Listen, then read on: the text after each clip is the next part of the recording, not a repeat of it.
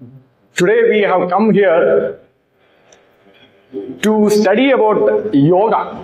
ఈ రోజు మనం ఇక్కడ యోగా గురించి తెలుసుకోవడానికి వచ్చాం. Why should we Christians study yoga? మనం క్రైస్తవులంగా యోగా నేర్చుకోవాల్సిన అవసరం ఉందంటారా? Let me read one verse for you. ఒక వచనం నేను మీకు చదివి వినిపిస్తాను. Romans chapter 12 verse 1 and 2. రోమీయులకు రాసిన పత్రిక 12వ అధ్యాయం 1 మరియు 2 వచనాలు. Can somebody read it in Telugu? తెలుగులో ఎవరైనా చదువుతారండి?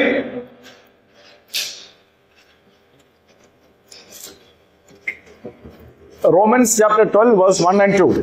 కాబట్టి సహోదరులారా, పరిశుద్ధమును దేవునికి అనుకూలమును అయిన సజీవ యాగముగా మీ శరీరములను ఆయనకు సమర్పించుతుడని దేవుని వాత్సల్యమును బట్టి మిమ్మల్ని బ్రతిమాలు కొలుచున్నాను. ఇట్టి సేవ మీకు యుక్తమై ఉన్నది. మీరు ఈ లోక మర్యాదను అనుసరింపక ఉత్తమమును అనుకూలమును సంపూర్ణమును అయిన దేవుని చిత్తమేదో పరీక్షించి తెలుసుకొనున్నట్లు మీ మనస్సు మారి నూతన మగుడు వలన రూపాంతరమును పొందుడి. In Romans chapter 12, Apostle Paul very clearly says, your body and your mind should be submitted to the Lord. అపోస్తలుడైనటువంటి పౌలు రోమీయులకు రాసిన పత్రిక 12వ అధ్యాయం ఏం చెప్తున్నాడు అంటే, మీ శరీరము మీ మనస్సు రెండు కూడా సంపూర్ణంగా దేవునికి సమర్పించబడాలి. In yoga, both these aspects are covered. మరి యోగాలో ఈ రెండు విషయాలను కూడా పరిగణనలోకి తీసుకుంటారంట. So we as Christians are responsible to examine whether we can practice yoga or not. కాబట్టి క్రైస్తవులుగా మనము ఈ యోగా అనే పద్ధతిని అవలంబించాలా అవలంబించకూడదా అన్న విషయం పైన మనం మననం చేసి తీరాలి. ఆ బాధ్యత మనపై ఉంది. In Maharashtra, in the schools, if you do yoga, you will get extra marks. మహారాష్ట్రలో మరి స్కూల్కి వెళ్ళే విద్యార్థులు స్కూళ్లలో కనుక యోగా చేస్తే వాళ్ళకు మామూలుగా వచ్చే మార్కుల కంటే ఎక్కువ మార్కులు ఇస్తున్నారు. In prison, if you are a prisoner, if you do yoga, your prison term will be reduced. మీరు ఒకవేళ జైల్లో ఉన్నారనుకోండి, యోగా చేసేవాళ్ళు అయితే మీ సమయం జైల్లో తగ్గిపోతుంది. So government is promoting yoga in a big way to everybody. కాబట్టి భారతీయ ప్రభుత్వం ఏం చేస్తుంది అంటే యోగాను ఎక్కువ మందికి అది చేరేలా ప్రయత్నం చేస్తాను. And many Christians are carried away thinking that yoga is nothing but just an exercise. చాలా మంది క్రైస్తవులు యోగా కేవలం ఎక్సర్సైజే కదా అని తప్పుడు అపోహలో కూడా ఉన్నారు. Even in my own church, there were some sisters who were doing yoga. మా సంఘంలో కూడా కొంతమంది సహోదరులు ఇలా యోగా చేయడం నేను చూశాను, గమనించాను. And they were asking, what is wrong with doing yoga? వాళ్ళు అడుగుతున్నారు, తప్పేంటండి యోగా చేయడంలో? Today we are going to examine what is yoga and can we as a Christians do yoga. కాబట్టి ఈ రోజు నిజానికి యోగా అంటే ఏమిటి, మనం క్రైస్తవులుగా యోగా చేయొచ్చా అనే విషయం పైన మనం కొంచెం మాట్లాడుతున్నాం. So here in this slide, I have given two definitions of yoga, two different yogas. ఈ కనిపించే ఈ స్లైడ్ లో రెండు నిర్వచనాలు యోగాకు మీకు ఇచ్చారు. So basically you will have to understand there are many yogas, but broadly there are two types of yogas. చాలా రకాలైనటువంటి యోగం ఉంది, కానీ యోగాభ్యాసాలు ఉన్నాయి, కానీ రెండు రకాలైనటువంటి యోగాభ్యాసాలు మీకు కనిపిస్తున్నాయి. One is the ancient Patanjali's yoga. ఒకటి చాలా పాతకాలంలో నుంచి వస్తూ ఉన్నటువంటి పతంజలి అనేటటువంటి యోగా ఒకటి. Patanjali yoga is not Baba Ramdev's yoga, that is different. Baba Ramdev is only using that name. బాబా రామ్దేవ్ గారు ఏదైతే చేస్తున్నారో అది పతంజలి అని కాదండి, ఆయన పేరును మాత్రమే వాడుతున్నారు. Second is the Hatha yoga. రెండవది hatha yoga. These two yogas we will see very briefly what they are. ఈ రెండు యోగాలు కూడా చాలా సంక్షిప్తంగా చూసే ప్రయత్నం చేద్దాం. నిజానికి అవి ఏంటి, అవి ఏమి నేర్పిస్తున్నాయి. In Yoga Sutra of Patanjali defines what is Patanjali's yoga. యోగ సూత్రంలో పతంజలి గారు నిజానికి ఆయన రాస్తూ పతంజలి యోగం అంటే ఏమిటి అన్న విషయం చెప్తున్నారు. He begins by saying yoga chitti vritta nirodha. యోగం చిత్తి వృత్త నిరోధం అని ఆయన చెప్తున్నారు. In other words, it is the stilling, it is actually inhibition of the mind. ఆయన ఏమంటున్నారు అంటే మనకున్న చిత్తం నుంచి తప్పించుకోవడం, లేకపోతే అది నిర్వీర్యం చేయడం అన్నట్లుగా చెప్తున్నారు. So in Patanjali's yoga, the aim is to nullify your mind, remove your mind. Patanjali యోగంలో ఉన్నటువంటి ముఖ్య ఉద్దేశం ఏమిటంటే మనస్సు లేకుండా చేసుకోవటమే. Can we as Christians practice this yoga? మనం క్రైస్తవులుగా ఇలాంటి మనస్సును ఖాళీ చేసుకునే పద్ధతిని అవలంబించచ్చా ఇలాంటి యోగము? In Romans chapter 12, what did we read? We read we should renew our mind, not remove our mind. రోమీయులకు రాసిన పత్రిక 12వ అధ్యాయంలో మనం ఏం చదివామండి? మన మనస్సును నూతనమైనట్టుగా రూపాంతరం పొందాలి, కానీ అది లేనట్టుగా పారవేసుకోకూడదు. But in Patanjali's yoga, there are not many exercises. There is hardly any exercise. There is no exercise at all. Patanjali యోగంలో కనుక మనం చూసాము అంటే ఎక్సర్సైజ్లు ఏమి ఉండవండి. అసలు ఏ ఎక్సర్సైజ్ మీకు కనిపించవు, కేవలం మనసుకు సంబంధించింది. That I will prove, that I will give you evidence for that in the remaining slides. దానికి సంబంధించిన రుజువులు మిగిలిన రాబోయే స్లైడ్స్ లో మీరు చూడగలుగుతారు. Now, what is Hatha Yoga? Hatha Yoga అంటే ఏమిటి?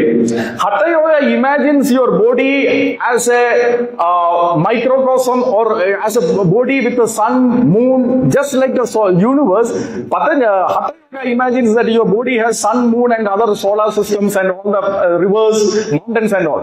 Hatha Yoga ఏమవుతుంది అంటే నీ శరీరంలో కొన్ని శక్తి స్థానాలు, ముఖ్యంగా సూర్యుడు, చంద్రుడు, తర్వాత మౌంటైన్స్ కానీ లేకపోతే నదులు కానీ ఉన్నట్లుగా ఊహించుకునేలా మీకు నేర్పిస్తుంది. And in Patanjali in Hatha Yoga, they imagine that your body, the rivers are flowing, the amrita, nectar is flowing through your body, so you will have to say the nectar. So we will look at that also. Hatha Yogamలో మీ శరీరంలో మరి అమృతం ప్రవహిస్తూ ఉన్నట్లుగా మీరు ఊహించుకునేట్టుగా చేస్తుంది. అలాంటివన్నీ కూడా ముందు రాబోయే స్లైడ్స్ లో మీరు చూస్తారండి. So for this liquids to flow, your channels, your nadis has to be clear. కనుక ఈ అమృతము చక్కగా ప్రవహించడం కోసం ఈ నాడులన్నీ కూడా చాలా స్పష్టంగా ఉండాలి అన్నది అక్కడ ఉన్నటువంటి సిద్ధాంతం. So there are some exercises in Hatha Yoga. Hatha Yogamలో కొన్ని ఎక్సర్సైజులు కూడా ఉంటాయి. So the modern day exercises, modern day yoga you see actually comes from Hatha Yoga, not from Patanjali's yoga. Hatha Yoga నుంచే ఈ రోజు మనకు కనిపించే ఎక్సర్సైజులు ఉంటాయండి, పతంజలి నుంచి కాదు. Okay, when we come to the Patanjali Yoga, let me very briefly explain Patanjali Yoga. There are 8 limbs of the Patanjali Yoga. Patanjali యోగాన్ని కొంచెం మీకు వివరించే ప్రయత్నం చేస్తాను. 8 కాళ్ళు లేకపోతే 8 శాఖలు ఈ పతంజలి యోగంలో ఉన్నాయి. It is a step-by-step process. ఇది ఒకటి తర్వాత ఒకటి మెట్లు ఎక్కినట్లుగా ఒక ప్రక్రియలో వెళ్తుంది. If you don't complete the first step, you cannot go to the second step. మొదటి మెట్టు వేయకపోతే రెండో మెట్టుకు వెళ్ళడానికి ఉండదు. So actually the asana that you see is the third step, but there is a first step which is called yama or restraint. మూడవ అడుగుగా ఆసనములను చూడొచ్చు, కానీ దాని ఆసనం వేయడానికి ముందు 2 అడుగులు ఉన్నాయి, 2 మెట్లు ఉన్నాయి. So in the first step, you have to be a celibate, you cannot marry. మొట్టమొదటి మెట్టు ఏంటి అంటే మీరు పెళ్లి చేసుకోవడానికి లేదా వివాహితులు అవడానికి వీలు లేదు. Now somebody might say, no, I don't want the first step, I don't want the second step, I will directly go to the third step. మరి కొందరు ఆలోచన ఏంటి, నేను పెళ్లి చేసుకుంటాము, మొదటి మెట్టు మాకు వద్దు, రెండో మెట్టు వద్దు, డైరెక్ట్ గా మేము మూడో మెట్టుకు వెళ్ళిపోతాము అని అనొచ్చు. But Patanjali doesn't agree with that. కానీ పతంజలి గారు దాన్ని ఒప్పుకోరు. Patanjali says this is a మహావృతం across the universe. ఇది ఒక మహావృతం లాంటిది, మొత్తం బ్రహ్మాండంలో ఉన్నటువంటి ఈ సైకిల్ మీరు మార్చలేరు అని చెప్తారు. Wherever you go, even if you go to California, US, you have to do this. మీరు ఎక్కడికి అంటే ఇక్కడ నుంచి కాలిఫోర్నియాకు వెళ్ళిపోయినా కానీ అక్కడ కూడా ఇదే పద్ధతిలో చేయాలి అని చెప్తారు. Now there were some swamis who tried to do that. కొంతమంది స్వాములు ఉన్నారు, వాళ్ళు ఇలా చేయడానికి ప్రయత్నం చేశారు. Pattambi Jois, I don't know how many of you have heard about him. He was a great guru in the previous generation. పట్టాంబి గారు చేయడానికి ప్రయత్నం చేశారు. మీలో ఎంతమందికి ఆయన తెలుసో నాకు తెలియదు, కానీ ఆయన చాలా ప్రసిద్ధిగాంచిన వ్యక్తి ఈ విషయంలో. He was a Tamil Brahmin.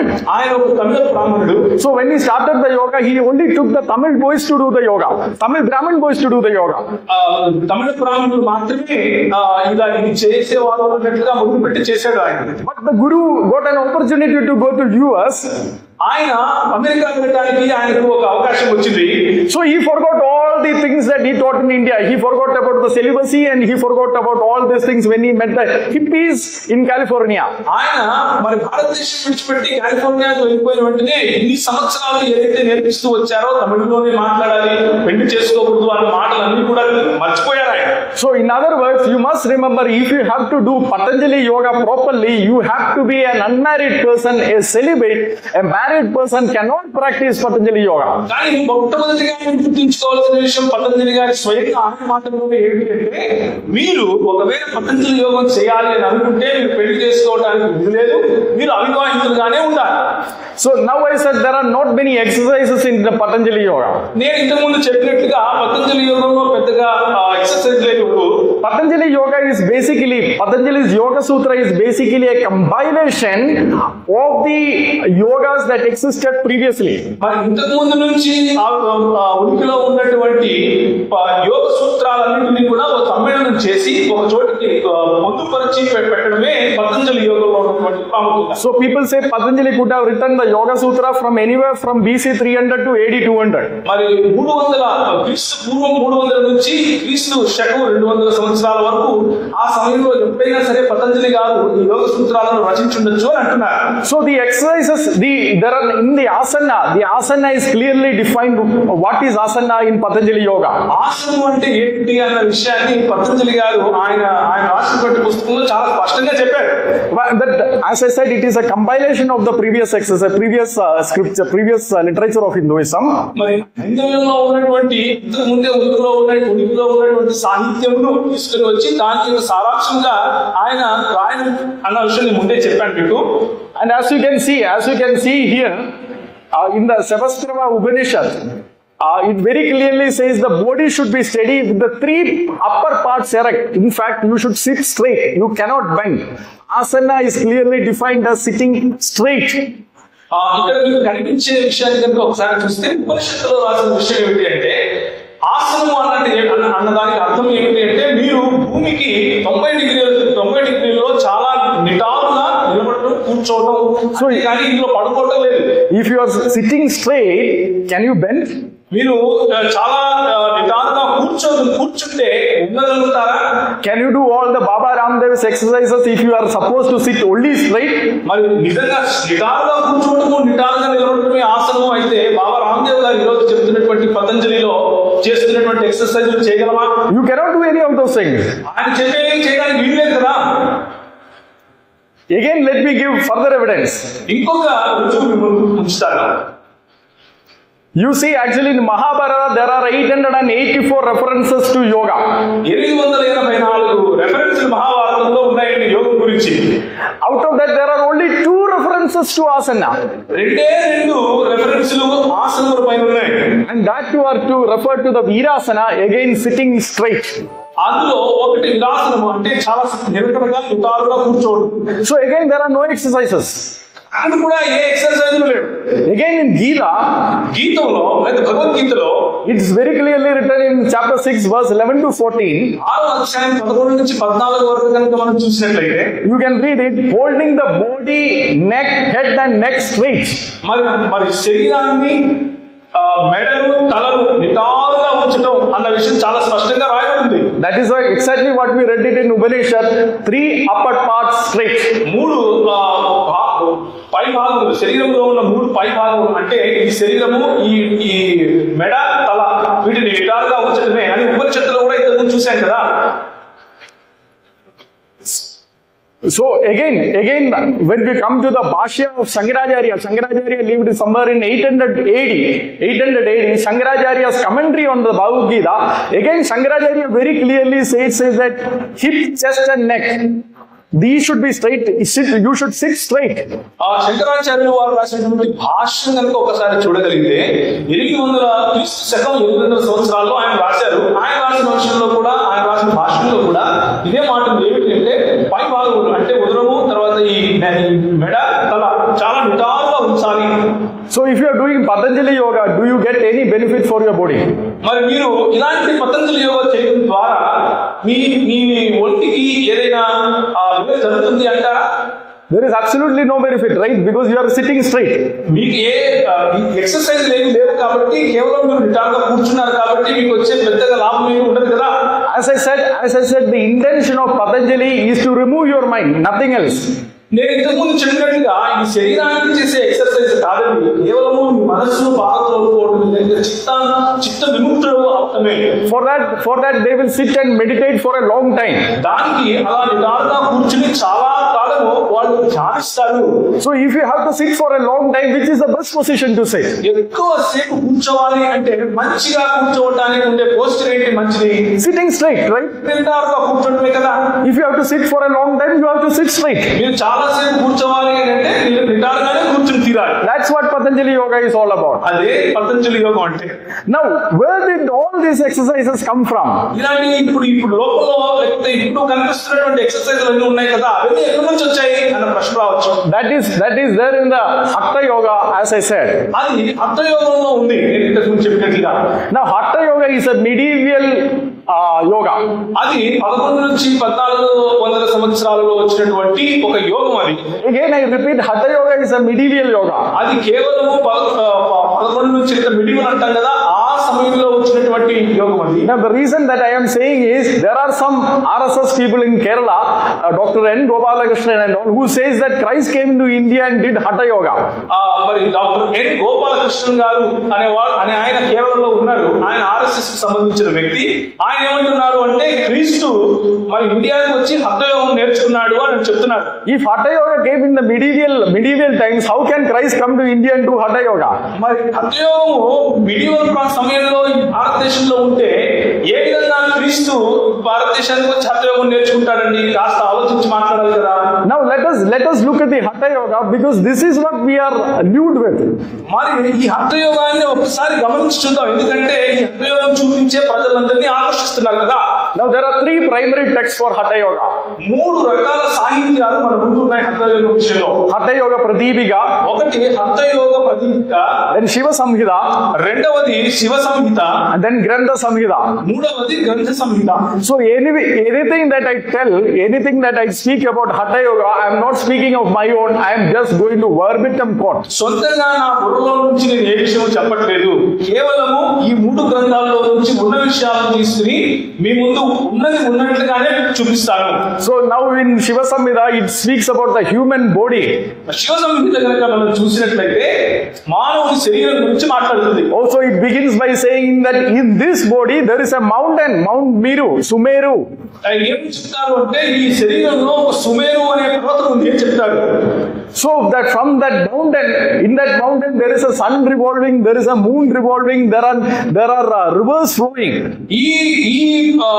ఈ సుమేరు పర్వతం చుట్టూ ఉండటానికి ఒక సూర్యుడు ఉన్నాడు, ఆ తర్వాత చంద్రుడు ఉన్నాడు, అక్కడ నదులు ప్రవహిస్తున్నాయి అని చెప్తారు. Now we must understand that Hatha Yoga takes the entire human body as a representation of the Hindu universe. Hatha యోగం నేర్పించే విషయం ఏమిటి అంటే హైందవ్యంలో ఏ విధంగా అయితే బ్రహ్మాండాన్ని చూస్తారో ఆ బ్రహ్మాండ పత్వం కూడా మానవుడి శరీరంలో ఉంది అన్న విషయాన్ని హఠ యోగం చెప్తుంది. Hindus generally believe that there is a Mount Sumeru, there is a Sumeru. హైందవ్యంలో Sumeru అన్న ఒక పర్వతం ఉంది. That the sun revolves around the Sumeru. ఆ సుమేరు పర్వతం చుట్టూ ఈ సూర్యుడు తిరుగుతూ ఉంటాడు. And there are islands around it. ఆ తర్వాత దానికి ఎత్తైన ప్రదేశాలు ఉన్నాయి. So the Hindu has this concept of the universe. ఈ హైందవ్యంలో ఇలాంటి బ్రహ్మాండం గురించినటువంటి అవగాహన ఉంటుంది. Now the same concept is there in the Tantra board also. అదే ఆలోచన Tantra board, the Tantra Dvendudu. అనేటువంటి నావలో కూడా ఉంటుంది, చిన్న దోణిలో. So again you will see, if you look at the Tantra drawing, you will see all the Hindu concept of the universe there. తంత్రము అనేటటువంటి drawing కనుక మీరు చూశారు అని అంటే హైందవ్యంలో ఉన్నటువంటి ఈ సుమేరు పర్వతము, దాని చుట్టూ తిరిగే చంద్రుడు మరియు సూర్యుడు ఇలాంటి అన్ని విషయాలు కూడా రాస్తారు, గీస్తారు. So you have the Hindu universe. కనుక ఇప్పుడు మనం గమనించాల్సింది ఏంటంటే హైందవ్యంలో ఉన్నటువంటి బ్రహ్మాండం ఒకవైపు ఉంది. You have the Tantra board. ఆ తర్వాత తంత్రము అనేటటువంటి బోర్డు ఉంది. Will any of you do Tantra? మీలో ఎవరైనా తంత్రం చేయడం వచ్చా మీకు? Will any of you do Tantra if you are asked to do Tantra? మీరు తంత్రం చేయండి అని మిమ్మల్ని అడిగితే మీరు ఎవరైనా చేస్తారా? None of you will do, correct? Nobody will do. మీరు ఎవరు చేయరు కదా. Now the same Tantra board is applied to the body. కానీ మీరు చేయరు, కానీ యోగంలో ఈ హఠ యోగంలో మీ శరీరం మొత్తానికి కూడా తంత్రమునే ఆపాదిస్తారు.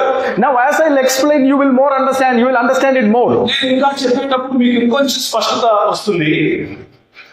Again, in the next slide, as we see, తర్వాత వచ్చేటటువంటి స్లైడ్ కనుక ఒకసారి చూస్తే in the Shiva Samhita chapter 2 verse 6 and 7, Shiva సంహితము 2వ అధ్యాయం 6 నుంచి 7 వచనాల కనుక మీరు చూస్తే it says that in this body which is called Brahmanda, ఈ శరీరం అంటే బ్రహ్మాండముగా పిలువబడే ఈ శరీరము, there is a nectar-red moon, అందులో అమృతంలా ప్రవహించేటటువంటి ఒకటి ఉంది. ఆ తర్వాత ఒక చంద్రుడు ఉన్నాడు. and then it says that it actually rains the nectar day in and day out. ఆ చంద్రుడు అమృతాన్ని ఉదయం నుంచి సాయంత్రం వరకు కూడా ఒక వర్షం లాగా కురిపిస్తూనే ఉంటాడు. And there is a sun in your stomach, మరి నీ ఉదరంలో లేకపోతే పొట్టలో ఒక సూర్యుడు ఉన్నాడు. and this sun is actually consuming all the nectar that moon is raining. ఈ చంద్రుడు ఏదైతే కురిపిస్తూ ఉన్నాడో అమృతాన్ని లేకపోతే తేను దానంతా కూడా ఈ చంద్రుడే తీసేసుకుంటున్నాడు, సూర్యుడే తీసేసుకుంటున్నాడు పొట్టలో అన్నట్లుగా చెప్తారు. So Hatha Yoga, అర్థయోగం అంటే in one sense, ఒక రకంగా చూస్తే is trying to preserve this nectar. ఈ అమృతాన్ని కాపాడుకోవటము అని చెప్పొచ్చు. As I said, all these things comes from the Hindu cosmology. నేను ఇంతకుముందు చెప్పినట్టుగా ఐదవ బ్రహ్మాండం గురించినటువంటి శాస్త్రంలోనే ఈ విషయాలన్నీ రాయబడినవి. I'm not covering that part in detail. వాటన్నిటినీ విపులంగా ఇక్కడ చూసుకోవడం మనము. All that I want to say is that is actually a flat earth cosmology. నేను చెప్పాలనుకున్నదంతా ఏమిటి అంటే కూడా అంటే ఈ ఖగోళ శాస్త్రం, ఈ బ్రహ్మాండాన్ని గురించినటువంటి శాస్త్రం ఏదైతే అందరూ చెప్తుందో అదంతా కూడా భూమి బల్లపరుపుగా ఉంది అన్నట్లుగా చెప్పేట్టుగానే ఉంటుంది. Now I am not accusing Hindus of flat earth cosmology. ISKCON founder, you know about ISKCON founder, right? నా సొంతంగా ఇలా చెప్పట్లేదండి. మీకు ఇస్కాన్ గురించి తెలుసు కదా, దాన్ని ప్రారంభించిన వ్యక్తి గురించి కూడా తెలుసు. Prabhupada, you all know about him. Prabhupada గారి గురించి మీకు తెలుసు. Prabhupada taught flat earth cosmology. ఆయన ప్రభుపద గారే ఈ బలపరుపుగా ఉండే భూమి తర్వాత దానికి సంబంధించినటువంటి బ్రహ్మాండం గురించి ఆయన నేర్పించారు ప్రజలకు. In West Bengal, Miyapur, పశ్చిమ బెంగాల్లో ఉన్నటువంటి మియాపూర్ అనే ఊరిలో they are building a huge temple to prove to us that the earth is flat. ఎంతో పెద్ద ఒక మందిరాన్ని కడుతున్నారు. అలా కట్టడం ద్వారా ఈ ప్రపంచం లేదా భూమి బలపరుపుగా ఉంది అని నిరూపించే ప్రయత్నం చేయబోతున్నారు. So the same flat earth cosmology is applied to your body, that is Hatha Yoga. బలపరుపుగా ఉన్నటువంటి భూమిని చెప్పే ఈ ఖగోళ శాస్త్రమే ఖగోళ శాస్త్రాన్ని పరిచయం చేసేది హఠ యోగం.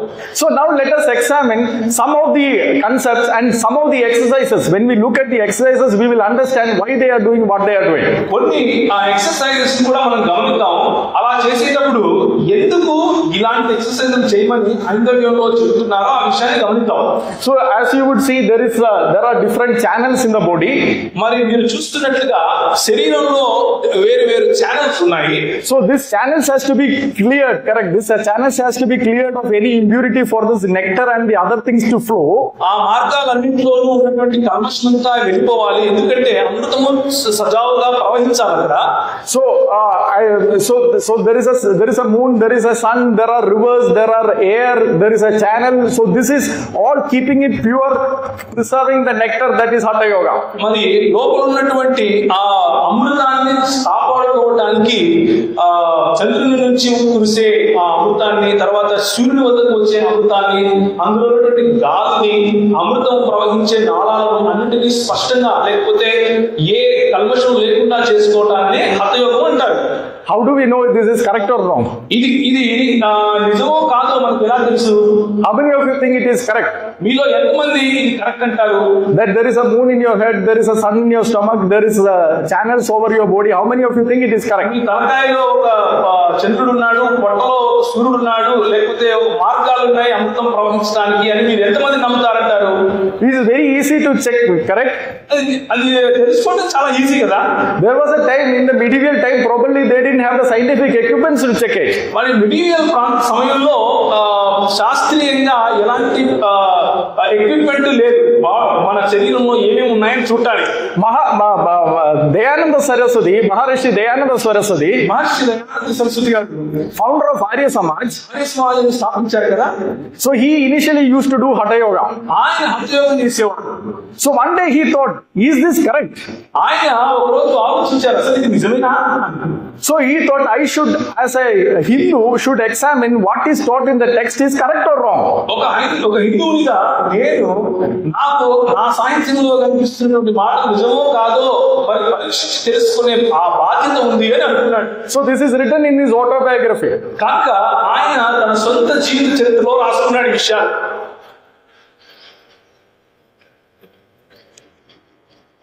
This is written in his autobiography. ఆయన మరి స్వీయ చరిత్రలో అలా రాసుకున్నాడు. So he did a simple procedure.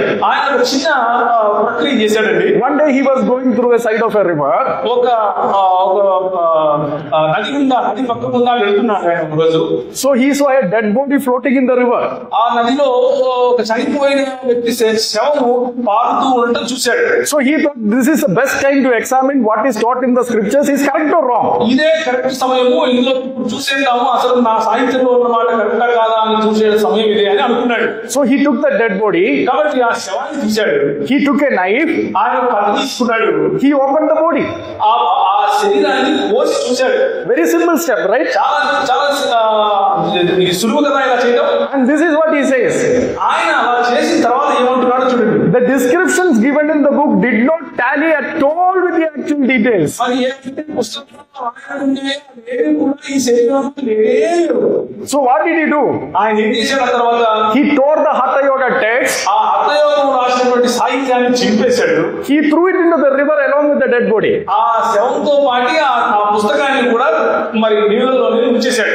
This is a very simple step of knowing whether the Hatha Yoga is correct or wrong. హఠయోగం కరెక్ట్ గా విషయం చేయడానికి ఇది ఒక చాలా సులువైనటువంటి పద్ధతి అండి. Now the same Hatha Yoga is sold to us.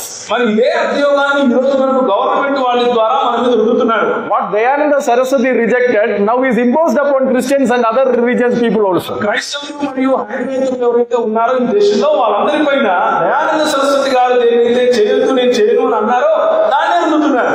Now let us look at the exercises. మరి ఇప్పుడు వీళ్ళు చేసే ఎక్సర్సైజ్ గురించి ఒకసారి చూద్దాం. So as I said, there are different channels. Now you have to clean the channels, correct? మరి మన శరీరంలో నేను ఇంతకు ముందు చెప్పినట్లుగానే కొన్ని ఛానల్స్ ఉన్నాయి, వాటన్నిటిని శుభ్రపరచుకోవాలి అని చెప్పాను కదా. If the channels are not cleaned, how will the nectar flow?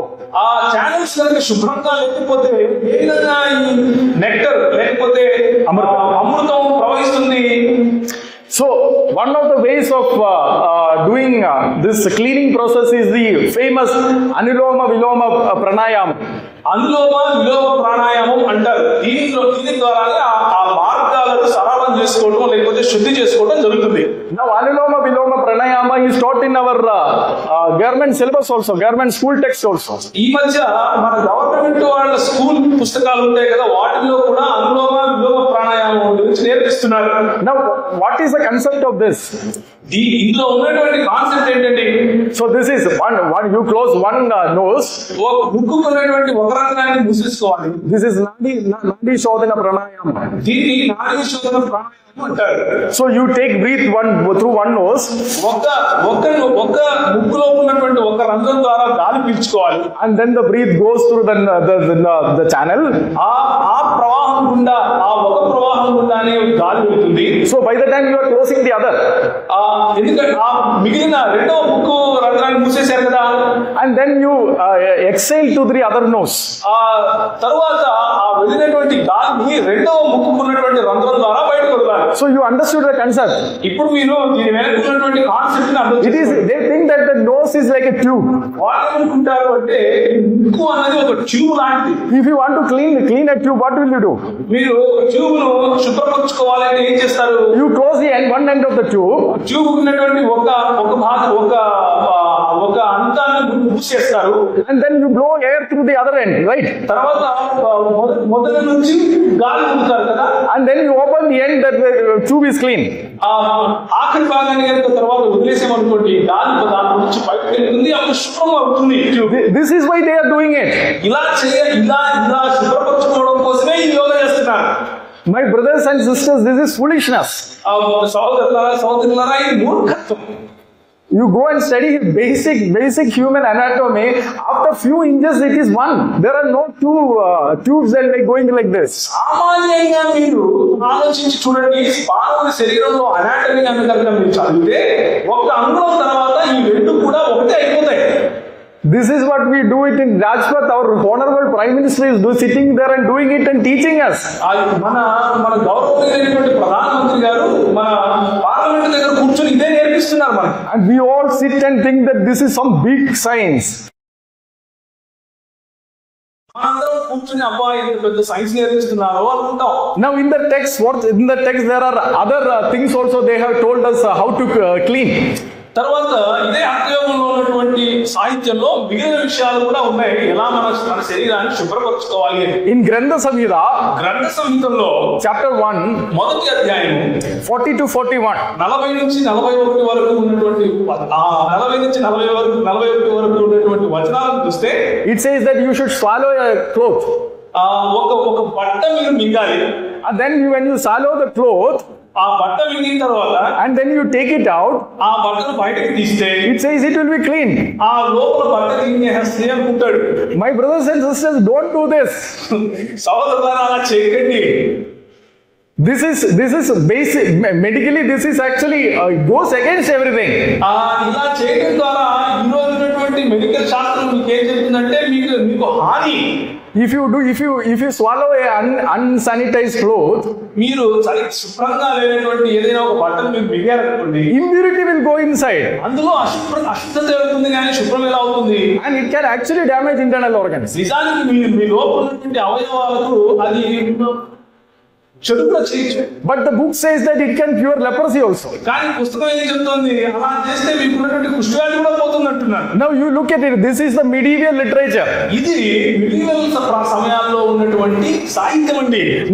Now there are many Hindus who practice this. ఇది ఈ రోజు కూడా చాలా మంది హైందవంలో ఉన్న వాళ్ళు చేస్తున్నారు. Fortunately, it is not taught in school.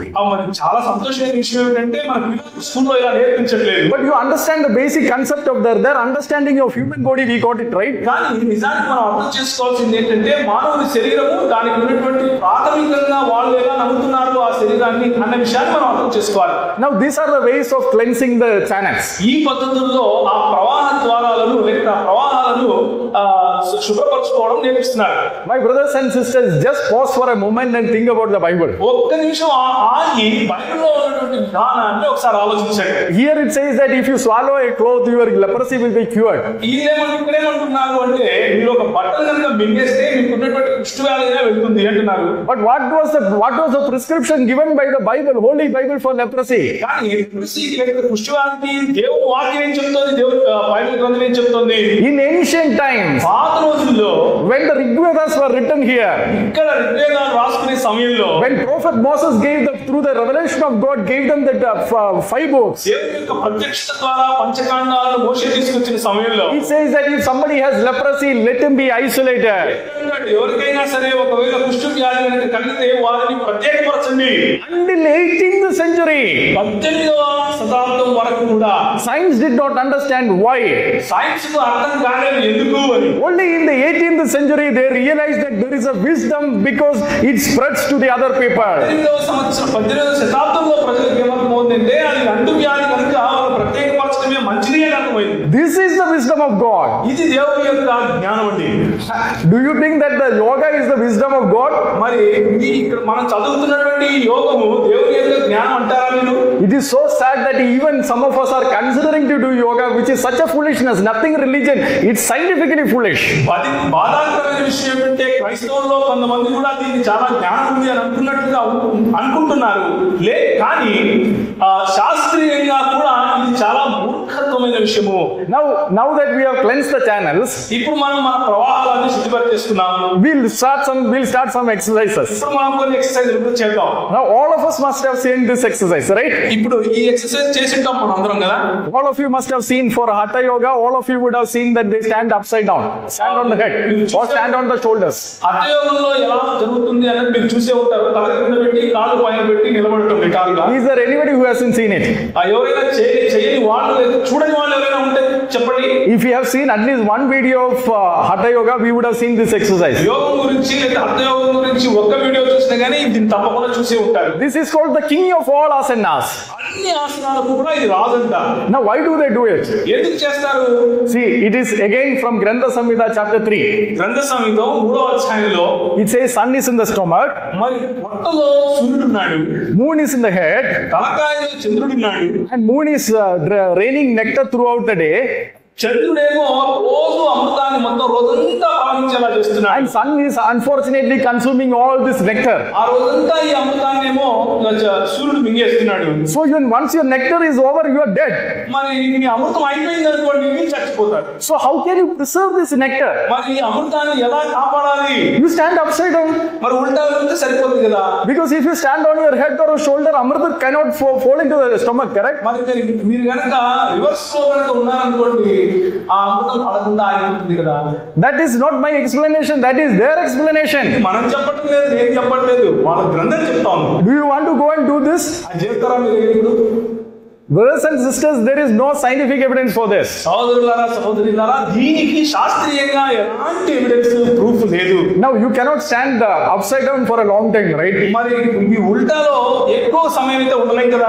How much hour, like even if you are a Mahayogi, how many hours you can stand? మహాయోగి అనుకోండి, మీరు ఎన్ని గంటలు మీరు అలా ఉంటారు? No, so they have invented few other mudras to save the nectar. ఇంకొన్ని ముద్రలు ఉన్నాయండి. ఆ ముద్రలు ఆసనాలు కనుక వేస్తే ఈ అమృతాన్ని కాపాడుకోవచ్చు. Again, this is from their book. ఇది కూడా వారి పుస్తకంలో నుంచే. Hatha Yoga Pradipika chapter 3. Hatha yoga Pradeepika 3వ అధ్యాయంలో This is Kechari Mudra. దీన్ని కేచరి ముద్ర అంటారు. In this mudra, ఈ ముద్రలో you cut the end of the tongue. That ఈ నాలుకకు ఉన్నటువంటి మొదలును కట్ చేయాలి. now you don't cut it on one day. ఒక రోజులో కట్ చేయకూడదండి. Slowly you cut it over the 6 months, little by little, and finally this comes out. మెల్లిమెల్లిగా ఒక 6 నెలలలో అది దాన్ని పోస్తూ ఉంటే 6 నెలల తర్వాత అదే బయటకు వచ్చేస్తుంది. And then you fold the tongue and keep it inside. ఆ తర్వాత నీ నాలుగు మనుషుల్ని లోపల పెట్టుకోవాలి. There are people who does that. అలా చేస్తారు. Why? ఎందుకు చేస్తారు? So the nectar from the head will not fall to the stomach. ఈ అమృతము పొట్టలోకి వెళ్లకుండా ఆపడం కోసం. This is there in the text. ఇది వారి గ్రంథంలో రాయబడింది మరి. And this is given as a great scientific wisdom to us. దీన్ని మనకు ఒక పెద్ద శాస్త్రీయమైనటువంటి సైన్స్ లాగా మనం ముందుకు ఇస్తున్నారు. Now the issue is, ఇక్కడ ఉన్నటువంటి సమస్య ఏంటంటే, when they do this, ఇది ఇలా చేసే సమయంలో, ఈ ముద్ర చేసే సమయంలో they get a great experience. ఒక గొప్ప అనుభవం వాళ్ళు పొందుతారు. When they fold the tongue, వారి నాలుకను మలుచుకున్నప్పుడు, and when they remove the tongue, when they take the tongue back, తర్వాత తిరిగి ఆ నాలుకను వెలికి తీసుకున్నప్పుడు they have a great experience. They feel actually they are experiencing something great. ఒక గొప్ప అనుభూతిని పొందుతారు. కాబట్టి వారు ఏదో గొప్పవారు అన్నటువంటి ఆలోచనలో వాళ్ళు వెళ్ళిపోయే అవకాశం కూడా ఉంది. That is why some of the people are doing it. అందుకనే దాన్ని చేసేదానికి చాలా మంది పొరపడుతున్నారు కూడా. Now there is a simple explanation for that. ఒక చిన్న దానికి ఉన్నటువంటి ఎక్స్ప్లెనేషన్ చెప్తాను, వివరణ. Have you heard about choking game? మీరు ఎప్పుడైనా సరే మీ గొంతును చోక్ చేసుకోవడం గురించి విన్నారా? Now don't do this. అది ఎప్పుడు చేయకండి. In the European countries, మరి పాశ్చాత్య దేశాల్లో this choking game is a plague among the children. ఈ చోకింగ్ గేమ్ ఒకటి ఉంది. అది చాలా విస్తృతంగా ఉంది పిల్లల మధ్యలో. Because with this choking game also they have a similar experience. ఇలా చోక్ చేసుకునే ఈ ఆటలో కూడా ఇలాంటి అనుభూతి కలుగుతుంది. So what will happen, right, is actually the children is kind of hyperventilating. దీన్ని హైపర్ వెంటిలేటింగ్ అని కూడా పిలవచ్చు. So when you are choked, if somebody holds your throat for some time, మీ గొంతు ఎవరైనా నుడిపేశారనుకోండి, గట్టిగా పట్టేసుకున్నారనుకోండి, the oxygen is cut off, correct, to the brain. మీ మెదడుకు వెళ్ళాల్సినటువంటి అందాల్సినటువంటి oxygen. Now don't do this. కదా, Now don't, because many people die of that. దాని ద్వారా చాలా మంది చనిపోతారు కూడా. But once you release, కానీ ఒక్కసారిగా దాన్ని విడిచినప్పుడు ఆక్సిజన్ ని, there is a rush to the brain. ఆ ఆక్సిజన్ లేకుండా రక్తనాళాల్లో నుంచి రక్తం అంతా కూడా మెదడుకు చాలా త్వరగా ప్రవహిస్తుంది. So you get a great experience. ఆ సమయంలో గొప్ప అనుభూతి మీకు కలుగుతుంది. Actually this Kechari Mudra is a choking game. ఆ కేచరి ముద్ర అంటే ఇదే. same explanation. ఇదే వివరణ ఆ పుస్తకంలో కూడా ఉంది. What the European kids do, ఇప్పుడు పాశ్చాత్య దేశాల్లో పిల్లలు ఏదైతే చేస్తున్నారో or what Swamis do here. ఇక్కడ మన స్వాములు చేస్తున్నారు. And the Europe, they are trying to stop it. అక్కడ పాశ్చాత్య దేశాల్లో పిల్లలు అలా చేయకుండా వాళ్ళు ఆపే ప్రయత్నం చేస్తుంటే, And in India, we are trying to promote it. మన దేశంలో ప్రభుత్వం వారు మనకి ఇది చేయమని చెప్తున్నారు. Brothers and sisters, this is a dangerous game. ఇది ఒక చాలా భయంకరమైనటువంటి ఆట అండి. So this experience is actually nothing but you can induce that experience through even choking game. ఇది ఈ అనుభూతి ఏదైతే ఉందో అదే ఆసనం ఏమీ కాదు. ఈ ఆట ఆడి కూడా ఇలాంటి అనుభూతి పొందొచ్చు. Now, this is standing upside down, Kejari Mudra. మరి ఉల్టాగా ఉండటము, కేకారి ముద్ర ఈ రెండు చూసాం. This is another of their great exercises that they promote. ఇది ఇంకొక ఎక్సర్సైజ్ మనకు గవర్నమెంట్ వాళ్ళు ప్రమోట్ చేస్తున్నారు. ఇది చూడండి, Pranayama. దీన్ని ప్రాణాయామం అంటారు. Now again, the principle behind the pranayama is simple. ప్రాణాయామంలో ఉన్నటువంటి సిద్ధాంతం కూడా ఇదే, చాలా చాలా సులువైందే. I am reading it. నేను చదువుతున్నాను వినండి. Hatha Yoga Pradipika chapter 2. Hatha yoga Pradeepika 2వ అధ్యాయము. It says, as long as the air remains in your body, నీ శరీరంలో ఎంత కాలం అయితే మరి వాయువు లేకపోతే గాలి ఉంటుందో you are alive.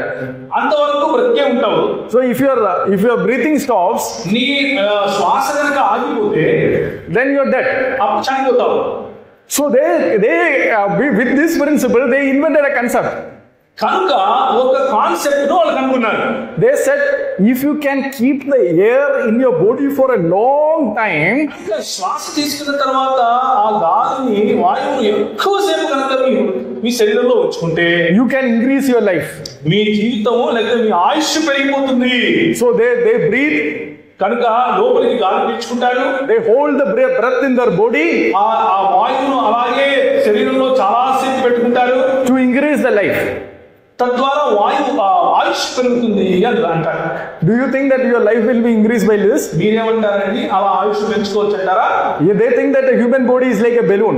వాళ్ళు ఏమనుకుంటారు అంటే ఈ మానవుని శరీరము ఒక బెలూన్ లాంటిది, ఊపిరి గుట్ట లాంటిది అనుకుంటారు. If you keep the air inside, the balloon is alive. మీరు లోపలే కనుక వాయువును ఉంచితే వాయువు లోపల ఉన్నంత వరకు ఆ బెలూన్ లేకపోతే ఊపిరి గుట్ట కూడా బతికే ఉన్నట్లుగా కనిపిస్తుంది. If you release the balloon, then you are gone. అందులో నుంచి గాలి వెళ్ళిపోతే చచ్చిపోయినట్లే. Now this is what the exercises is all about. ఇదే ఈ ప్రాణాయామం అన్నటువంటి ఎక్సర్సైజ్ అంతా ఇదేనండి. Now again in pranayama, Pastrika pranayama is actually following the same concept. ఈ ప్రాణాయామంలో ఆస్తిక ప్రాణాయామం అని కూడా ఇంకొకటి ఉంది. అది కూడా ఇదే సిద్ధాంతం నేర్పిస్తుంది. Again, it's another choking game. ఇది కూడా ఇంకొక రకంగా చెప్పాలి అంటే చోకింగ్ గేమ్ లాంటిదే. Because when you inhale and hold the breath, ఎందుకంటే మీరు గాలి పీల్చుకున్న తర్వాత దాన్ని బయటకు వెళ్ళి పంపించకుండా గట్టిగా పట్టుకుంటే, or when you inhale and exhale very fast, చాలా త్వరగా శ్వాస తీసుకోవడము వదలటము చేస్తే, when you inhale and exhale very fast, చాలా త్వరగా శ్వాస పీల్చుకోవడం వదలటం చేస్తే, we think that the oxygen is increasing. No. దాని ద్వారా మనకు ఆక్సిజన్ ఎక్కువ దొరుకుతుంది అనుకుంటున్నారా? అసలు కాదు. Carbon dioxide will increase.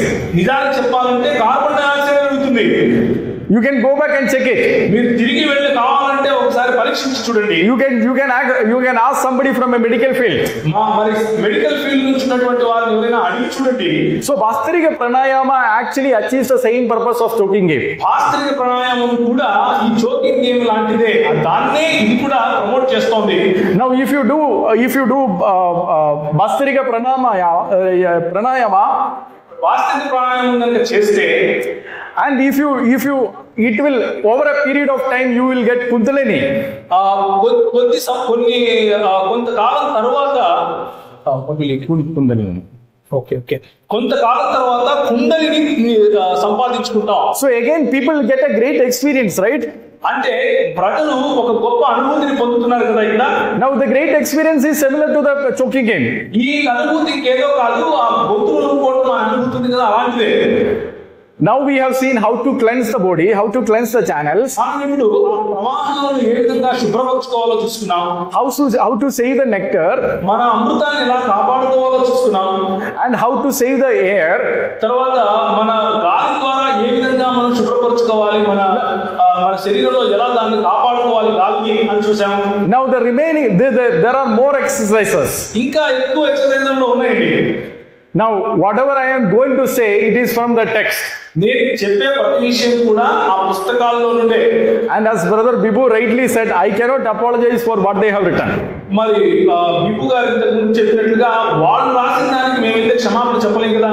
Because I will not be reading it, I will be only highlighting it, because even I am embraced even to speak about it. నేను దాన్ని చదవను ఉన్న విషయాలను కేవలం మీ ముందు ఉంచాను. ఎందుకంటే చదవటం కూడా నాకు సిగ్గుగా ఉంది. Because it's all full of immoralities. ఎందుకంటే అందులో చాలా విషయాలు అనైతికంగా ఉన్నాయి.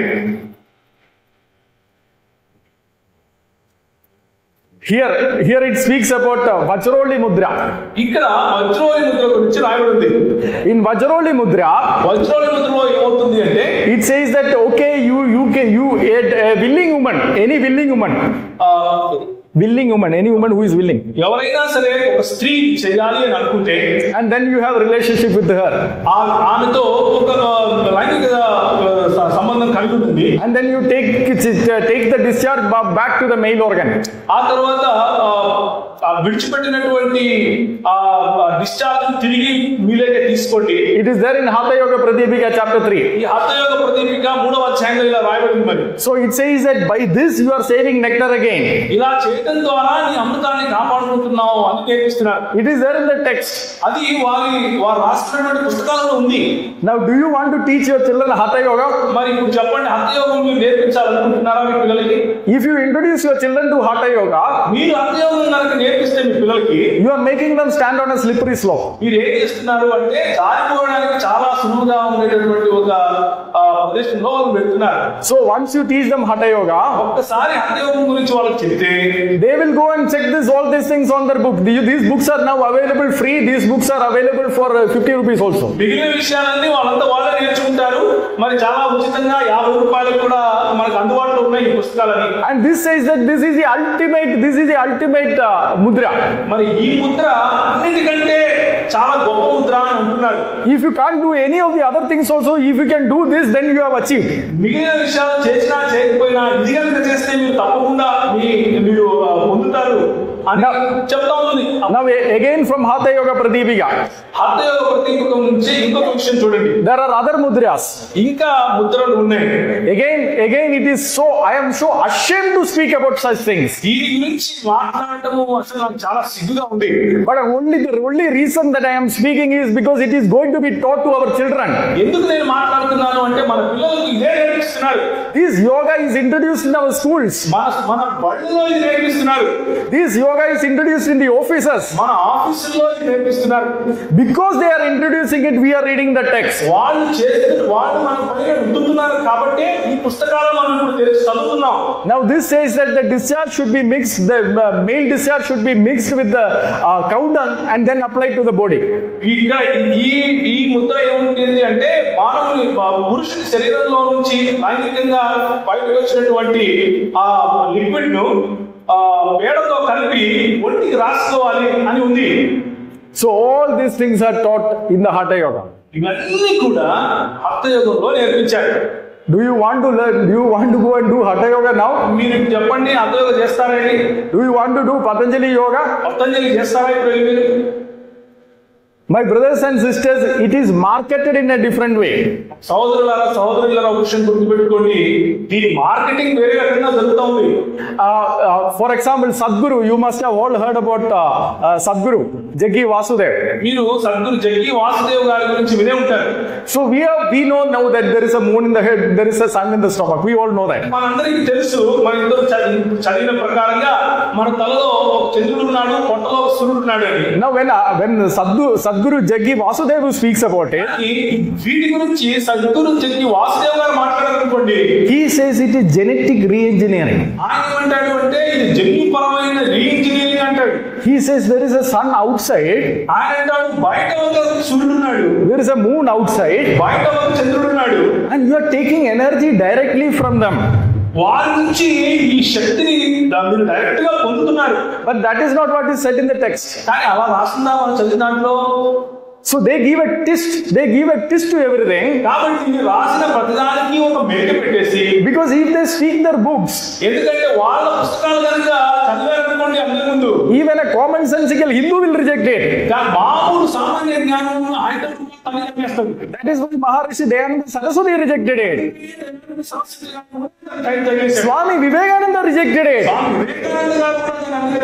Swami Vivekananda rejected the Hatha Yoga. He even compared it to Satan. But unfortunately, what their gurus have rejected is now imposed upon our children. మన దేశంలో ఎవరైతే వాళ్ళ గురువులు ఏదైతే వదిలిపెట్టారో అది మన పిల్లల పైన వస్తున్నారు. Why should we do it? ఎందుకు చేయాలి మనం? We will not do it. మనం చేయము. Our body is a living sacrifice for the Lord. మన దేహము దేవుని కొరకు సజీవమైనటువంటి బలియాగం. We will not submit our body to these heathen practices. మనము ఇలాంటి దైవపు ఆచారాలకు ఎన్నటికీ తలొగ్గేది లేదు. There is nothing scientific in this. ఇందులో ఎలాంటి శాస్త్రీయమైన సైన్స్ పరమైన విషయం లేనే లేదు. Now you might say, మీరు అనొచ్చు, oh, they have understood the concept wrong, but if you do those exercises, there might be some benefit to the body. మీరు అనొచ్చు, వాళ్ళు దాని వెనుకున్నటువంటి సిద్ధాంతాన్ని తప్పుగా అర్థం చేసుకున్నారు, కానీ ఈ ఎక్సర్సైజెస్ చేస్తే మనకు మంచిదే కదా అని అనొచ్చు. Now before I go to the scientific experiments, real scientific evidence for this yoga, నేను సైన్స్ పరంగా ఉన్నటువంటి రుజువులు మీకు చెప్పడానికి ముందు యోగా గురించి, now let me say that all the exercises, some of the exercises, they copied it from the modern gym also. మరి ఈ రోజు మనకు ఉన్నటువంటి జిమ్నేషియం జిమ్ఖానాల్లో నుంచి ఈ విషయాలన్నీ తీసుకున్నారు అనేది నా అభిప్రాయం. Because in Hatha Yoga there are only 84 exercises. Hatha యోగంలో కేవలం 84 మాత్రమే ఎక్సర్సైజులు ఉన్నాయి. But if you look at their books, there are 101, 200 exercises also. కానీ ఈ రోజు కనుక వాళ్ళ పుస్తకాలు చూస్తే 100కి 200 పైగా కూడా ఎక్సర్సైజులు ఉన్నాయి. Now Hatha Yoga actually, though it mentions there are 84, they actually list out only 32. 84 ఉన్నాయని చెప్పినా కానీ 32 మాత్రమే లిస్ట్ అవుట్ చేస్తుంది hatha yoga. Now this same question was asked to this great yoga gurus. ఈ యోగా గురువుని ఇదే ప్రశ్న అడిగారు. This Tirumala Krishnamacharya. Tirumala Krishnamachari గారిని అడిగారు. He was asked, where did you get all the other exercises? We are not seeing it in the book. ఎక్కడి నుంచి తీసుకొచ్చారండి మిగిలిన ఎక్సర్సైజులన్నీ ఈ పుస్తకంలో లేదని అడిగారు. He said there is a book called Yoga Rahasya. ఆయన అన్నారు యోగేశియా అనే ఒక పుస్తకం ఉందండి. His own disciple asked him. ఈ యోగ రహస్యం నుంచి మేము తీసుకున్నాము. Srivatsava Ramaswamy asked him. ఈ శ్రీవత్సవ రామస్వామి కూడా అడిగారు. And this Krishnamacharya said, Krishnamacharya గారు ఏం చెప్పారంటే, it is there in Saraswati Mahal Library in Tanjore. తాంజూరులో Saraswati మహాలైబ్రరీలో ఉందని చెప్పారు. The poor disciple, ఈయన పాపం ఈ శిష్యుడేమో the believing the guru, గురువు చెప్పింది వినేసి he called up that library ఆ లైబ్రరీకి వెళ్ళిపోయి, and asked, can I get a copy of that Yoga Rahasya? అయ్యా యోగ రహస్యం గురించి పుస్తకం నాకు ఇస్తారా అని అడిగాడు. Librarian said there never existed such a book in this library. లైబ్రరీలో ఆయన అన్నాడు, అలాంటి పుస్తకం లేదే లేదు అన్నాడు. The poor disciple came back to that guru ఈ శిష్యుడేమో పాపం పరిగెట్టుకుంటూ మళ్ళీ వచ్చి అయ్యగారి దగ్గరికి and told this to the guru. మరి గురువు గారికి చెప్పారు, ఇలా ఇలా ఉందండి ఇలా అన్నారు. Guru just smiled and ignored it. ఆయన ఒక నవ్వేసి వదిలిపెట్టేశాడు. Again, Pattabi Joyce. ఆ తర్వాత పట్టాభి జోయిస్ గారి దగ్గరికి చూడండి. He was also asked, where did you get all the other exercises? So, okay, we can see some of the exercises in your book, but what about the other exercises? ఆయన కూడా అడిగారు, అయ్యా 35 మేము చూస్తున్నాము, మీరు ఎక్కడి నుంచి తీసుకొచ్చారని అడిగారు. He said there is another book called Yoga Kurunda. ఆయన అన్నాడు, ఇంకొక పుస్తకం ఉందండి, అది యోగ బృంద అని ఉంది. So this time his disciples asked him, can we get a copy of that book? ఆ యోగ బృందకు సంబంధించిన పుస్తకం మాకేమైనా దొరుకుతుందా అని ఆయన శిష్యుడు అడిగాడు. And this guru said that the ant ate it, so he doesn't have a copy now. ఆయన అన్నాడు, అది చీమలు తినేసేయండి, ఇప్పుడు లేదు అది అన్నాడు. Even the ants will be shocked by seeing such an accusation against them. చీమలు కూడా బాధపడతాయి, మా మీదగా అనవసరమైన నిందేస్తున్నావు. This is what they do. ఇది వాళ్ళు చేసేది. Deception. మోసం మోసం మోసం. Now, like, if you look at it, ఇప్పుడు ఒకసారి చూడండి, the first photo మొదటి చిత్రం ఫోటో ఏదైతే కనిపిస్తుందో is taken in April 1889. అది 1889 ఏప్రిల్లో తీసుకున్నారు. That is a Western exercise. అది పాశ్చాత్యులు చేసేటటువంటి exercise. The second photo is taken in 1966. ఇది రెండో ఫోటో కనుక మీరు చూస్తే 1966లో తీసుకున్నారు. So where did this exercise come from? ఇది చెప్పండి, ఎక్సర్సైజ్ ఎక్కడి నుంచి వచ్చిందంటారు? Our ancient gurus taught us, right? మనకు చాలా పాతకాలం నుంచి నేర్పుతున్నారు మన గురువులు. Again same. ఆ తర్వాత చూడండి, The first one is 1889 is Western, 1966 is Eastern. ఈ ఎక్సర్సైజ్ చూడండి, 1889లో పాశ్చాత్యులు చేశారు, 1966లో వీళ్ళు చేశారు. Again, ఇంకొకటి 1889 Western, 1966 Eastern. 1889లో పాశ్చాత్యులు, 1966లో మనవాళ్ళు. So you understood, correct? ఇప్పుడు మీకు అర్థమైంది కదా? If you keep your hand like this, then you are Western. మీరు కనుక మీ చేతులు ఇలా కట్టుకున్నారు అనుకోండి, మీరు పాశ్చాత్యులు. If you do like this, then you are doing an ancient yoga. అదే చేతులు ఇలా పెట్టారనుకోండి, మీరు చాలా సనాతనమైనటువంటి యోగం చేస్తున్నారు. This is all deception. దీన్నే మోసం అంటారు. Now, before I go to the scientific evidence, నేను ఈ శాస్త్రీయంగా ఉన్నటువంటి సైంటిఫిక్ రుజువులకు వెళ్ళడానికి ముందు let me give a very few words about Surya Namaskar. కొన్ని మాటలు మాత్రమే సూర్య నమస్కారాల గురించి చెప్తాను. Surya Namaskar is another very controversial thing. సూర్య నమస్కారాలు కూడా ఇప్పుడు చాలా కాంట్రవర్షియల్ గా ఉన్నాయి మీడియాలో. But Surya Namaskar, as it clearly says in Bihar School of Yoga, it says that it was recently added to the yoga. It was not originally part of the yoga. Bihar school of యోగాలో చాలా స్పష్టంగా ఏం చెప్పారు అంటే, ఈ సూర్య నమస్కారాలు చాలా కొద్ది కాలం క్రితమే యోగంలోనికి జతపరిచారు, ఇంతకు ముందు లేవు చెప్తున్నారు. Now, what is the reference of Surya Namaskar in the Hindu scriptures? మరి ఈ హైందవ సాహిత్యంలో సూర్య నమస్కారాల గురించినటువంటి ఏదైనా ఉపయోగించారా ఎక్కడైనా? We know about Hanuman. హనుమంతుడు Once Hanuman tried to swallow the sun. ఆయన ఒకరోజు ఈ సూర్యుడిని మింగేయాలని ప్రయత్నం చేశారు. But then the sun was rescued. కానీ సూర్యుడిని కాపాడారనుకోండి. Later Hanuman understood that the sun knows the Vedas completely. తర్వాత ఆయనకు అర్థమైంది వేదములన్నీ కూడా సూర్యుడికి తెలుసు అని. So Hanuman went and asked Surya, can you teach me Vedas? కనుక హనుమంతుడు ఆయన దగ్గరికి వెళ్ళి, అయ్యా నాకు వేదం నేర్పించండి అని అడిగారు. Now you should know that the sun is actually revolving around the Mount Meru, Sumeru. We know about the Mount Meru now. మీరే మీకు ఇంతకుముందు చెప్పినట్టుగానే సుమేరు పర్వతం చుట్టూ ఈ సూర్యుడు తిరుగుతూ ఉన్నాడు కదా. So sun said, you cannot run along with me. I don't have time to sit and reach, but if you have to learn, you have to run along with me. నాతో పాటు పరిగెట్టలేను, నేను ఈ పర్వతం చుట్టూ తిరుగుతూ ఉంటాను, నువ్వు ఒకవేళ నేర్చుకోవాలి అంటే నా దగ్గర కూర్చోవాలి కదా, మరి ఎలా నువ్వు నేర్చుకుంటావు అని అడిగారు. Hanuman said, no problem, I'll run along with you. ఆయన పర్వాలేదండి, నేను పరిగెడతాను మీతో పాటు. So in 7 days, ఒక 7 రోజుల్లో the Surya taught everything to Hanuman. సూర్య భగవానుడు హనుమంతులకు మొత్తం వేదం నేర్పించాడు. Now after the 7th day, 7 రోజుల తర్వాత Hanuman asked Surya, what should I give it as the Guru Dakshina? మరి నేను గురుదక్షిణగా మీకు ఏమి ఇచ్చుకోవాలండి అని అడిగారు. Surya was very pleased with Hanuman. సూర్యుడు చాలా సంతోషపడిపోయాడు. He said, such a disciple itself is the Guru Dakshina. I don't need any Guru Dakshina. నాకు ఇలాంటి శిష్యుడు దొరకడమే ఒక మహాభాగ్యము, నువ్వు నాకు ఇవ్వాల్సింది ఏమీ అవసరం లేదని చెప్పాడు. Then Hanuman said, ఎందుకు హనుమంతుడు అన్నారు, I will do, whenever I see the sun, I will do namaskar for you. ఎప్పుడు నేను సూర్యుని చూసినా కానీ మీకు నేను నమస్కారం చేస్తాను. That is how the Surya Namaskar started. అదే సూర్య నమస్కారం అంటే. Now I am not the descendant of Hanuman. నేనేమి హనుమంతుని వంశంలో పుట్టలేదు. Nor I am a disciple of Hanuman. నేను హనుమంతుని శిష్యుడిని కాదు. Then why should I do Surya Namaskar? నేను సూర్య నమస్కారం చేయాలండి. Surya hasn't taught me anything. సూర్యుడు నాకు ఏమీ నేర్పించలేదు. Those who have been taught by the Surya from Hanuman to them, if they want to do Surya Namaskar, let them do, but I cannot do. మరి సూర్యుడు హనుమంతులకు నేర్పించిన విషయం హనుమంతుడు వేరే వాళ్ళకి ఎవరైనా నేర్పించుంటే ఆ వేదాభ్యాసం వాళ్ళు చేయమనండి, మాకు ఇబ్బంది లేదు. కానీ మేమేమి ఏ వేదాభ్యాసమో ఆయన నుంచి నేర్చుకోలేదు, మేమెందుకు చేయాలి? But even this traditional Surya Namaskar, ఈ రోజు ఉన్నటువంటి సాంప్రదాయకమైనటువంటి సూర్య నమస్కారాలు ఏవైతే ఉన్నాయో, it was not an exercise. అవి కూడా ఏ ఎక్సర్సైజ్ కావండి.